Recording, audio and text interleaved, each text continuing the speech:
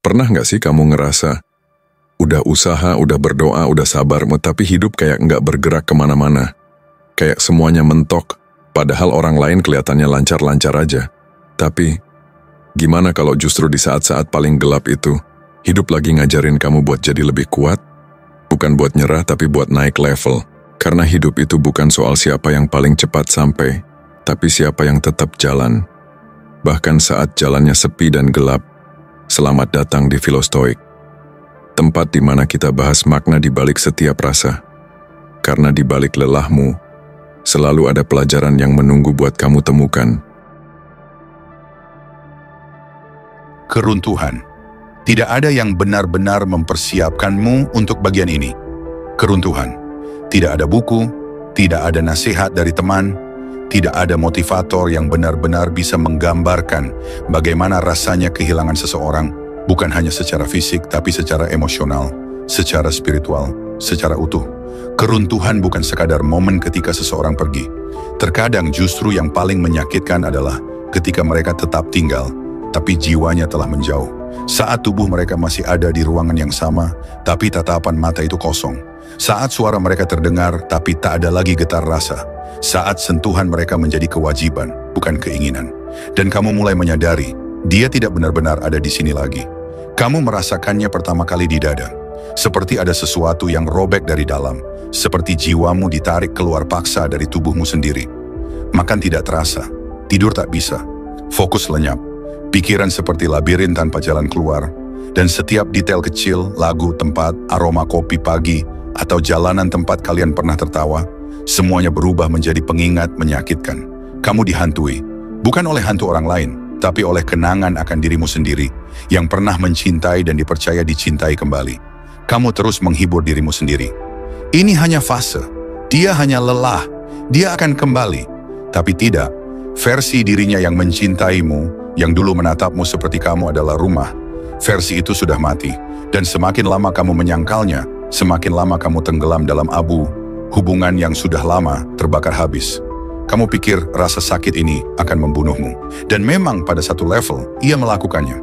Tapi bukan kematian fisik yang terjadi, melainkan kematian dari versi dirimu yang lama. Versi yang terlalu bergantung, terlalu memohon, terlalu kehilangan arah tanpa validasi dari luar. Dan justru dari kehancuran itulah kelahiran baru dimulai.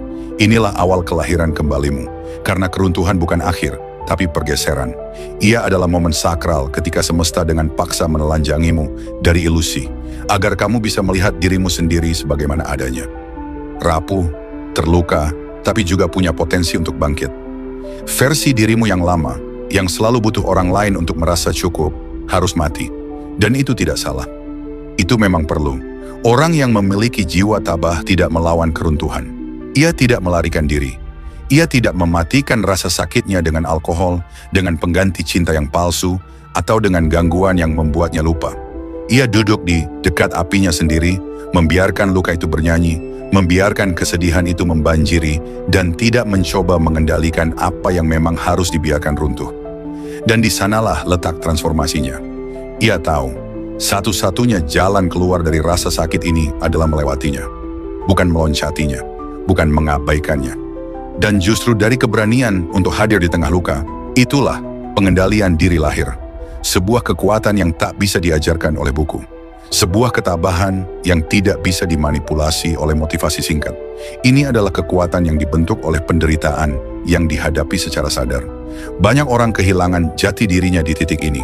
Mereka terjebak dalam lingkaran rasa bersalah, penyangkalan dan obsesi untuk memperbaiki sesuatu yang sudah hancur. Mereka mengirim pesan larut malam. Mereka mabuk dalam keputusasaan. Mereka mengemis. Mereka menjadi bayangan dari siapa mereka sebelumnya. Tapi tidak kamu. Tidak kali ini. Kamu memilih jalan yang lain. Jalan yang lebih sunyi, tapi lebih mulia. Kamu menggunakan rasa sakit ini sebagai bahan bakar. Setiap air mata yang jatuh, setiap malam panjang tanpa tidur, setiap pengkhianatan yang mencabik hatimu, kamu kumpulkan dan ubah menjadi kekuatan, menjadi arah, menjadi keteguhan. Dan lambat laun kamu mulai merasa dunia mungkin telah mengacaukan hidupmu, tapi tidak bisa menyentuh jiwamu. Sebab siapapun yang pernah mengalami patah hati yang nyaris membunuh dan memilih untuk bertahan dengan sadar, akan menjadi seseorang yang tak tergoyahkan. Tak ada lagi ketergantungan pada pengakuan dari luar. Tak ada lagi pencarian yang menyedihkan akan penutupan. Kamu tidak memburu jawaban. Kamu menjadi jawaban itu sendiri. Dia mengira kamu akan hancur, dan benar, kamu memang hancur, tapi tidak seperti yang dia bayangkan.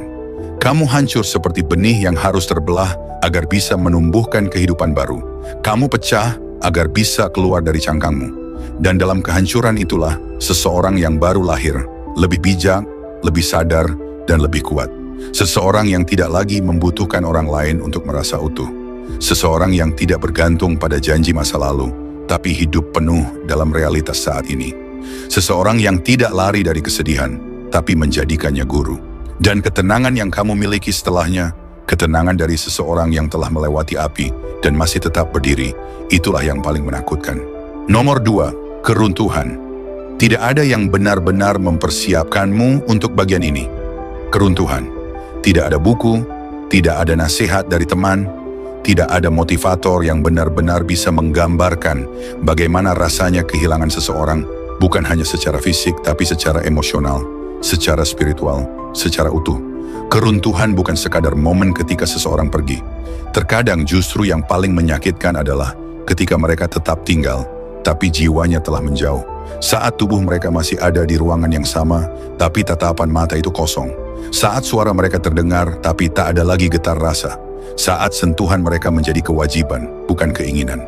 Dan kamu mulai menyadari, dia tidak benar-benar ada di sini lagi. Kamu merasakannya pertama kali di dada. Seperti ada sesuatu yang robek dari dalam. Seperti jiwamu ditarik keluar paksa dari tubuhmu sendiri. Makan tidak terasa, tidur tak bisa, fokus lenyap. Pikiran seperti labirin tanpa jalan keluar. Dan setiap detail kecil, lagu, tempat, aroma kopi pagi, atau jalanan tempat kalian pernah tertawa, semuanya berubah menjadi pengingat menyakitkan. Kamu dihantui, bukan oleh hantu orang lain, tapi oleh kenangan akan dirimu sendiri, yang pernah mencintai dan dipercaya dicintai kembali. Kamu terus menghibur dirimu sendiri. Ini hanya fase, dia hanya lelah, dia akan kembali. Tapi tidak, versi dirinya yang mencintaimu, yang dulu menatapmu seperti kamu adalah rumah, versi itu sudah mati. Dan semakin lama kamu menyangkalnya, semakin lama kamu tenggelam dalam abu, hubungan yang sudah lama terbakar habis. Kamu pikir rasa sakit ini akan membunuhmu. Dan memang pada satu level, ia melakukannya. Tapi bukan kematian fisik yang terjadi, melainkan kematian dari versi dirimu yang lama. Versi yang terlalu bergantung, terlalu memohon, terlalu kehilangan arah tanpa validasi dari luar. Dan justru dari kehancuran itulah kelahiran baru dimulai. Inilah awal kelahiran kembalimu. Karena keruntuhan bukan akhir, tapi pergeseran. Ia adalah momen sakral ketika semesta dengan paksa menelanjangimu dari ilusi, agar kamu bisa melihat dirimu sendiri sebagaimana adanya. Rapuh, terluka, tapi juga punya potensi untuk bangkit. Versi dirimu yang lama, yang selalu butuh orang lain untuk merasa cukup, harus mati. Dan itu tidak salah. Itu memang perlu. Orang yang memiliki jiwa tabah tidak melawan keruntuhan. Ia tidak melarikan diri. Ia tidak mematikan rasa sakitnya dengan alkohol, dengan pengganti cinta yang palsu, atau dengan gangguan yang membuatnya lupa. Ia duduk di dekat apinya sendiri, membiarkan luka itu bernyanyi, membiarkan kesedihan itu membanjiri, dan tidak mencoba mengendalikan apa yang memang harus dibiarkan runtuh. Dan di sanalah letak transformasinya. Ia tahu, satu-satunya jalan keluar dari rasa sakit ini adalah melewatinya, bukan meloncatinya, bukan mengabaikannya. Dan justru dari keberanian untuk hadir di tengah luka, itulah pengendalian diri lahir. Sebuah kekuatan yang tak bisa diajarkan oleh buku. Sebuah ketabahan yang tidak bisa dimanipulasi oleh motivasi singkat. Ini adalah kekuatan yang dibentuk oleh penderitaan yang dihadapi secara sadar. Banyak orang kehilangan jati dirinya di titik ini. Mereka terjebak dalam lingkaran rasa bersalah, penyangkalan, dan obsesi untuk memperbaiki sesuatu yang sudah hancur. Mereka mengirim pesan larut malam. Mereka mabuk dalam keputusasaan. Mereka mengemis. Mereka menjadi bayangan dari siapa mereka sebelumnya. Tapi tidak kamu. Tidak kali ini. Kamu memilih jalan yang lain. Jalan yang lebih sunyi, tapi lebih mulia. Kamu menggunakan rasa sakit ini sebagai bahan bakar. Setiap air mata yang jatuh, setiap malam panjang tanpa tidur, setiap pengkhianatan yang mencabik hatimu, kamu kumpulkan dan ubah menjadi kekuatan. menjadi arah, menjadi keteguhan. Dan lambat laun kamu mulai merasa dunia mungkin telah mengacaukan hidupmu, tapi tidak bisa menyentuh jiwamu. Sebab siapapun yang pernah mengalami patah hati yang nyaris membunuh dan memilih untuk bertahan dengan sadar, akan menjadi seseorang yang tak tergoyahkan. Tak ada lagi ketergantungan pada pengakuan dari luar. Tak ada lagi pencarian yang menyedihkan akan penutupan. Kamu tidak memburu jawaban. Kamu menjadi jawaban itu sendiri. Dia mengira kamu akan hancur, dan benar, kamu memang hancur, tapi tidak seperti yang dia bayangkan. Kamu hancur seperti benih yang harus terbelah agar bisa menumbuhkan kehidupan baru. Kamu pecah agar bisa keluar dari cangkangmu. Dan dalam kehancuran itulah seseorang yang baru lahir, lebih bijak, lebih sadar, dan lebih kuat. Seseorang yang tidak lagi membutuhkan orang lain untuk merasa utuh. Seseorang yang tidak bergantung pada janji masa lalu, tapi hidup penuh dalam realitas saat ini. Seseorang yang tidak lari dari kesedihan, tapi menjadikannya guru. Dan ketenangan yang kamu miliki setelahnya, ketenangan dari seseorang yang telah melewati api dan masih tetap berdiri, itulah yang paling menakutkan. Nomor 3, kekosongan adalah anugerah. Sekarang kamu tiba di tempat yang paling sunyi dalam perjalanan ini. Kekosongan. Disinilah segalanya terasa melambat dan kadang bahkan berhenti. Tak ada lagi pesan yang datang. Tak ada lagi rencana yang harus ditunggu. Tak ada lagi kehadiran yang mengisi hari-harimu. Yang tersisa hanyalah keheningan yang murni dan pikiranmu sendiri yang menggema seperti suara di gua yang dalam. Dan meskipun dunia luar menganggap ini sebagai kesepian, dalam kenyataannya ini adalah tempat suci. Karena disinilah jiwamu akhirnya berhenti berlari. Disinilah kamu berhenti memaksa hidup untuk memberi makna eksternal. Tidak ada lagi pelarian, tidak ada lagi penyamaran. Yang ada hanyalah dirimu dan Tuhan. Kebanyakan orang, terutama mereka yang terbiasa menerima cinta sebagai peneguhan jati diri, lari dari tempat ini. Mereka melompat ke pelarian-pelarian cepat, hubungan baru, pesta tanpa makna, kerja berlebihan, kesibukan palsu. Mereka mencoba menenggelamkan kekosongan ini dengan suara, tapi suara hanya menunda, tidak pernah menyembuhkan. Tapi kamu berbeda. Tidak kali ini. Kamu akan duduk bersama kekosongan itu. Bukan sebagai musuh, tapi sebagai guru. Kamu tidak akan menutup telinga saat kesunyian berbicara. Kamu akan mendengarkan, karena keheningan bukan kutukan. Keheningan adalah panggilan. Undangan dari semesta, dari Tuhan sendiri, untuk kembali kepada dirimu yang hakiki. Kekosongan ini bukan penjara, ia adalah pembebasan.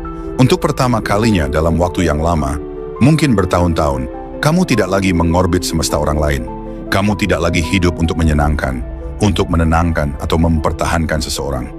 Kamu kembali menjadi pusat duniamu sendiri, dan disitulah kamu mulai membangun kembali. Ketika cinta pergi, manusia dihadapkan pada dua pilihan, lari atau menyelam. Lari dari rasa sakit, atau menyelami luka untuk memahami dan menaklukkannya. Kaum Stoa mengajarkan bahwa penderitaan bukanlah kebetulan, ia adalah cermin. Dalam kekosongan seperti inilah, semua topeng jatuh.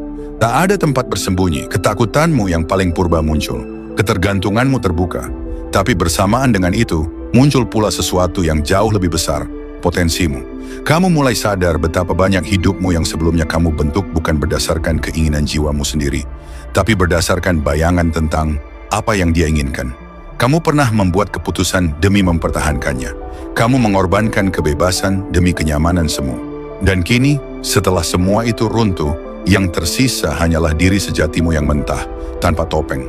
Dan disinilah, kamu mulai berkenalan dengan orang yang sebenarnya. Untuk pertama kalinya, kamu bangun lebih awal bukan karena tanggung jawab eksternal, tapi karena kamu haus akan disiplin. Kamu mulai mengangkat beban bukan untuk tampil di depan orang lain, tapi untuk merasakan kekuatan yang lahir dari dalam. Kamu membaca, kamu merenung, kamu menulis. Kamu menanamkan kebiasaan kecil tapi bermakna, dan tak seorang pun melihatmu. Dan itu indah. Karena ini bukan tentang membuktikan apapun pada siapapun. Bukan untuk menarik perhatiannya kembali, ini adalah persembahan. Untuk jiwamu sendiri. Untuk Tuhan yang selama ini menunggumu kembali. Bukan dalam kemegahan, tapi dalam kehancuran yang ikhlas. Kekosongan ini menghapus kebisingan dunia, agar kamu bisa mendengar satu suara yang paling penting. Suara batinmu sendiri. Dan apa yang kamu temukan di dalam? Kejernihan, fokus, visi, kekuatan. Ini bukan kekuatan kasar. Ini bukan kemarahan. Ini adalah kekuatan yang lahir dari kesadaran penuh bahwa kamu cukup, bahwa kamu tidak harus dikejar untuk merasa berharga, bahwa kamu bisa hidup, berdiri, bahkan melesat tanpa perlu digandeng siapapun. Ironisnya, saat kamu mulai tumbuh dalam kekosongan ini, sesuatu yang tak terlihat mulai bergerak. Mungkin dia, orang yang pernah memegang pusat duniamu, bisa merasakannya. Mungkin tidak dalam kata-kata, tidak dalam status, tapi dalam energi. Tali batin yang dulu mengikat kalian, kini putus. Daya tarik yang dulu membuatmu selalu kembali, kini telah berubah arah. Dan di sanalah, diam-diam, benih kegelisahan mulai tumbuh dalam dirinya. Dia mungkin masih dengan orang lain, dia mungkin masih tertawa seperti dulu. Tapi jauh di dalam, ada bisikan baru. Ada apa dengannya? Mengapa aku merasa dia tidak akan kembali? Karena kamu memang tidak akan kembali, bukan karena benci, tapi karena kamu telah lahir kembali. Kamu bukan lagi sosok yang dulu bergantung, kamu bukan lagi sosok yang menunggu. Kamu telah menjadi misteri, bukan karena kamu sedang bermain-main, tapi karena kamu telah menjadi milik dirimu sendiri dan milik Tuhan. Dan inilah pelajaran suci dari kekosongan. Saat kamu berhenti mencari makna di luar, makna itu datang dari dalam. Kamu tidak lagi butuh pengakuan, karena kamu telah menyatu dengan kedamaian yang sejati, diri yang tak tergoyahkan, dan Tuhan yang tak pernah meninggalkan. Nomor 4, bunuh fantasi, hancurkan berhala yang kau ciptakan. Ada satu kebenaran yang paling sering ditolak pria, bukan karena mereka bodoh, tetapi karena terlalu menyakitkan untuk diterima. Dan kebenaran itu adalah ini, kamu tidak mencintainya, bukan dalam arti sejati, bukan dengan cinta yang sadar, utuh, dan melihat seseorang sebagaimana adanya. Yang kamu cintai adalah gambaran tentang dirinya, sebuah fantasi yang kamu bangun pelan-pelan di benakmu. Sosok yang tidak pernah pergi, tidak pernah menyakitimu, selalu memilihmu dalam segala cuaca. Perempuan yang tersenyum dengan lembut, menatapmu dalam seolah memahami isi hatimu tanpa perlu kata. Namun kamu harus jujur sekarang, karena hidupmu tak akan berubah sebelum kamu berani mengakui wanita itu tidak pernah ada. Apa yang kamu cintai selama ini adalah proyeksi, bukan orang yang nyata. Bayangan yang kamu peluk malam-malam bukan tubuhnya, melainkan potongan kenangan yang kamu pilih secara sepihak. Cuplikan senyuman, gelak tawa, pelukan hangat, janji-janji manis. Semua itu hanya pecahan, bukan keseluruhan. Kamu memungut serpihan yang bersinar dan mengabaikan retakannya. Lalu kamu jadikan itu berhala. Fantasi itu adalah berhala. Dan seperti semua berhala palsu, dia akan menyiksa penyembahnya. Kamu mengikat dirimu pada sebuah ilusi, dan itu menjadi penjara yang tidak terlihat. Kamu memutar ulang kenangan bukan untuk memahami, tetapi untuk menunda kenyataan. Kamu menolak melihat bahwa ia telah berubah, atau mungkin yang lebih sulit diterima, ia tidak pernah benar-benar seperti yang kamu bayangkan. Namun kini, kamu telah sampai di titik tak bisa kembali. Kamu harus membunuh fantasi itu. Kamu harus meruntuhkan berhala yang kamu bangun dengan air mata dan harapan. Dan disinilah perjalanan spiritual sejati dimulai.